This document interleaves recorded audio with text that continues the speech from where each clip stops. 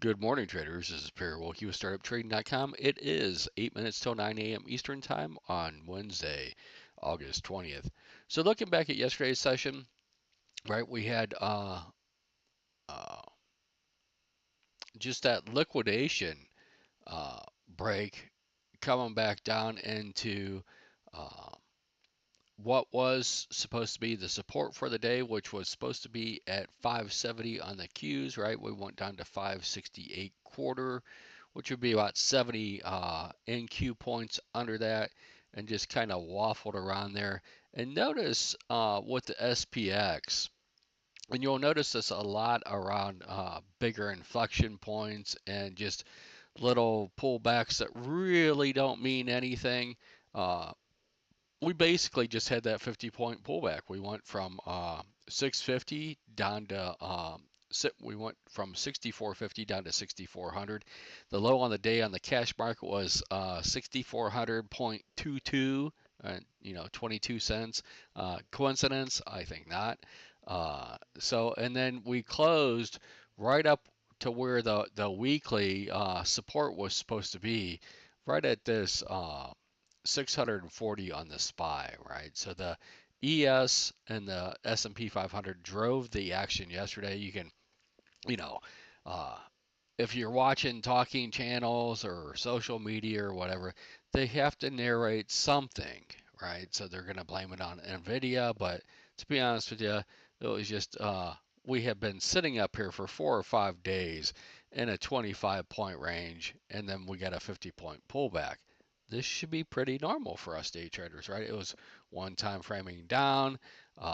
We were lulled to sleep where we were, and just kind of went back down to basics, right? So if we look at what that did to structure, we had a little bit of excess, not a lot, but some on the Russell, the NASDAQ, and the ES. And then we had, just a flip and, back down on the Dow. But we did leave some poor structure that can be our markers for today on all of the indexes.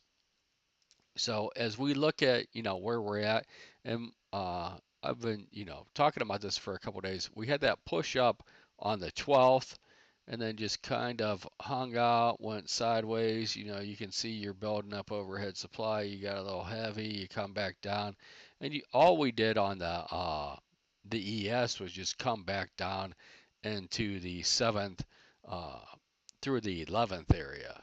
And then we got untested point of control from yesterday, or the point of control we're referencing for today, at 64.33. And then we got another one down at 63, 67. So, narrowing that a little bit. And if we look at where we're at, you can see that the ES is still stronger by far than the NASDAQ is, right? If we look at this little pullback, uh, to have it equivalent, the ES would have had to pull back another 75 handles, right, to be at the same spot on the charts that the NQ went to. So we'll see now, but what I'm going to be watching for is, you know, again, the VIX expiration expires here before the opening bell in about 5 minutes.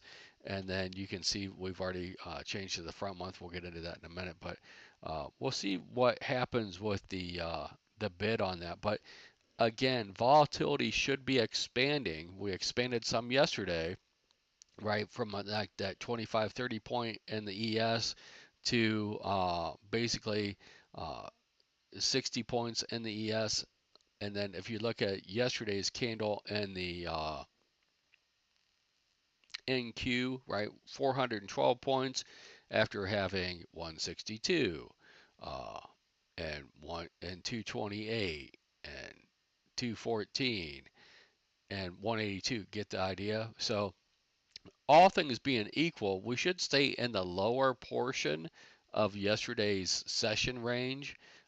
So that halfway back for yesterday's session should be around where the lid is if it's just going to be distribution down here. Otherwise, if we get, a little bit more bang for the buck to the downside, we could end up getting down and testing like 23,175 to this 23,059.60 range again. I don't really look for that to happen. I want to see if we can, do something in yesterday's range. Keep in mind the FOMC meeting minutes. Uh, those are going to be your volatility event for the afternoon, and that's really where you're going to get your fills and distribution for the day are going to come from in the last 2 hours of the day, right? That's where they're going to push it to where they want to take the distribution or the accumulation, and we'll see if they're still just selling stuff or if they want to push it down and buy some more. But if we look at where the signal prints are for everything, we're staying well below the signal prints in the overnight session, right? We tested above just briefly uh, in the ES and the Dow and didn't even sniff them, right, in the NASDAQ or the Russell. So we got a little bit more down here that we could get to. Uh, you're looking at profile wise 250 to 300 is the area that wants to be filled. But right now we're just hugging at yesterday's low. So, you know, we just traded all this stuff yesterday so we could get a test of yesterday's single prints. Uh, and first, I would look at, if we go positive, I just look at it getting up to this 17, 520 area on the NASDAQ, and I would look at which should line up right around this 64.35, right? So you got overnight inventory is short, net short, and down, and they've been bidding it a little bit since about 2 o'clock in the morning. Uh, but you've only got 135,000 contracts in the ES. You got 100,002 in the Nasdaq in the overnight session. So let's get into positioning a little bit here. So for the day, uh, for the ES, and this is what we should be watching. The range is supposed to be small. Again, you're looking at 635 to 640, which would be another $5 range, 50 points again in the ES, and that would take you down another 50 handles is what you'd be looking at, and that would take you, down around this 63.50 area if we got, fills down to that, and then, probably a little bit above. We'll have the numbers out here in a little bit, but you're looking at uh, right around 63.80. I would call it 84. 63.84 would be around where this weekly support should line up for the ES. And then we'll have to see, if we actually get down there.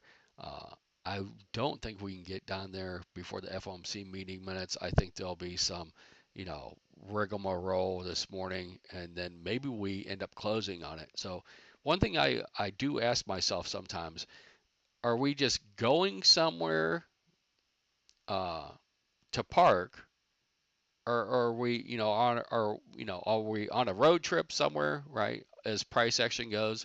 So yesterday we were just on our way down to this 63.50, right? We never got, a two-sided bid. It was just one time framing all the way down into this level, and then accumulation is going to start. Or are we going somewhere uh, to bounce, right? Or we're going to go somewhere that it gets rejected, like at the bottom of a range or at the top of the range. A little bit more two-sided action in that case. So yesterday was just a destination, right? So now we need to see if the trip is over, right? Or they just stay in vacation there, meaning accumulation, or can we do something else? We're going to have some range that's at least 35 points during the bell. Does it turn into 60 or 70 with FOMC meeting minutes? It could, but we'll see. That would be about another 35 to 50% on top of the range that we saw yesterday.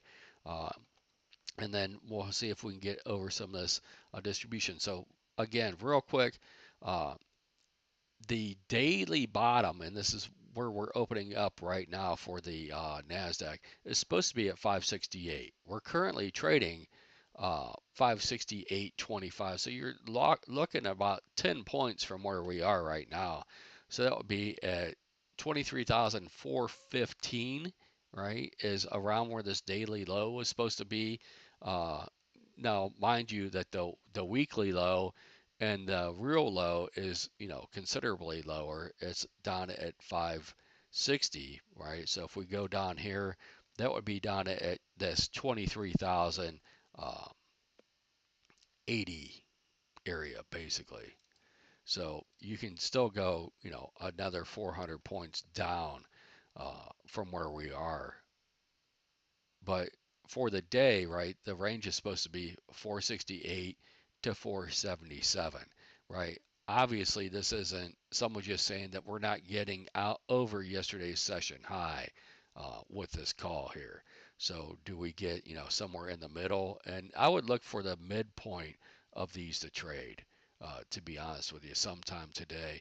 And that will probably line up closely with the midpoint of Jack's day frame indicator, and then we'll have to see. And that would be the test of the signal prints on the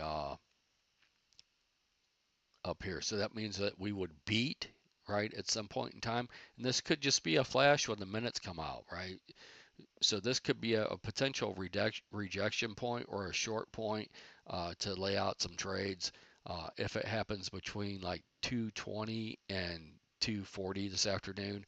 Uh, and then if we coil up there first, right, and then take a little bit of a pullback into those minutes, we're likely to get stuck on top of them.